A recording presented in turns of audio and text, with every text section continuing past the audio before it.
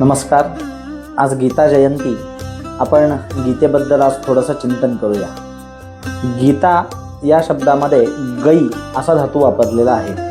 गई या धातूचा अर्थ गाणे. गीतेमध्ये म्हणजेच महाभारतामध्ये प्रत्यक्ष भगवंताने आपला आत्मानुभव हा अर्जुनाला सांगितलेला आहे. तशा गीता अनेक आहेत. महाभारतामध्येच भगवंताने गीता दोनदा सांगितलेली आहे. आपण आपल्या नेहमी परिपाठामध्ये असलेली जी गीता आहे ही 18 अध्यायांची आहे. हा पहिला उपदेश भगवंताने अर्जुनाला केलेला आहे. पण हा दिलेला उपदेश अर्जुन विसरले असा उल्लेख महाभारतामध्ये बघायला मिळतो.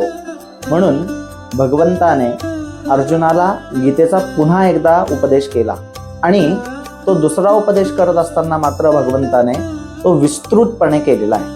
18 अध्यायाची असलेली गीता ही दुसऱ्या उपदेशाच्या वेळेला 36 अध्यायाची झालेली आहे.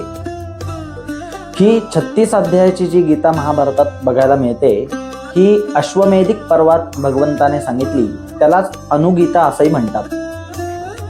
अर्जुनाला जसा गीतेचा उपदेश भगवंताने केला आहे तसाच युधिष्ठिराला देखील भगवंताने गीतेचा उपदेश केलेला आहे.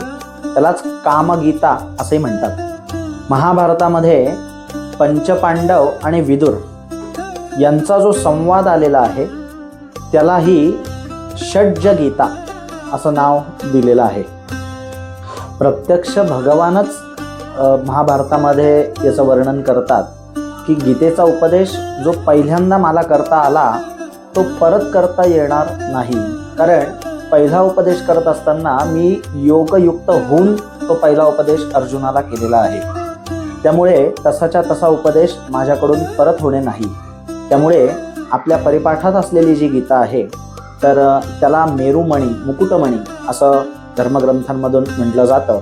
आणि शंकराचार्यांनी प्रस्थानत्रयी जी सांगितलेली आहे तर त्यात देखील गीतेचा उल्लेख केला जातो. गीता, उपनिषद आणि ब्रह्मसूत्र अशा 3 ग्रंथांना मिळून प्रस्थानत्रयी असं म्हटलं जातं. आज गीता जयंती आहे. म्हणजेच गीतेचा अवतरणाचा म्हणजेच ग्रंथरचना पूर्ण होण्याचा आजचा दिवस आहे. आणि मार्गशीर्ष शुद्ध एकादशी म्हणजेच आज मोक्षदा एकादशी आहे. आजपासूनच महाभारताच्या युद्धाला देखील सुरुवात झाली. गीता जयंतीबद्दल आज आपण हे चिंतन या ठिकाणी केलं.